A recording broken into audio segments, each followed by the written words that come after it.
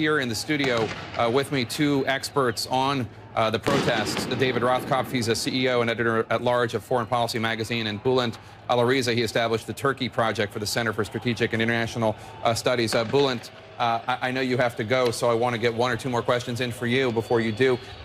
If I'm President Obama and I'm watching this unfold after this multi-year attempt to form a very strong alliance with Prime Minister Erdogan.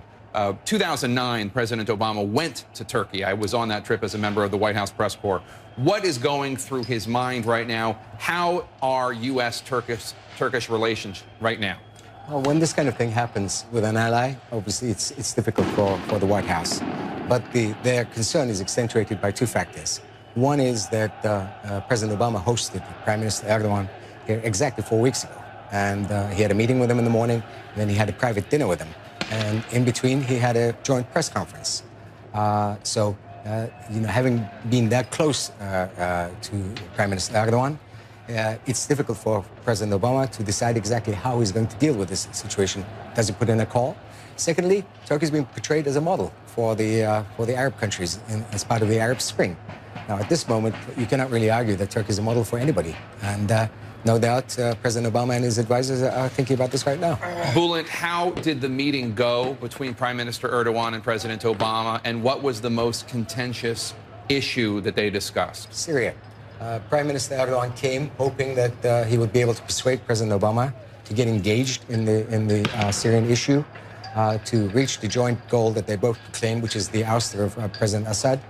My understanding is that President Obama refrained from giving any kind of commitment to giving the kind of support to the opposition that the Prime Minister wanted. And the Prime Minister left basically empty-handed on the most important issue on their agenda. David? No, I think it actually was a little worse than that. I think, Obama and Erdogan started out close. This was, often cited by the White House as one of his best international relationships. He put a lot of chips onto Erdogan and to Turkey.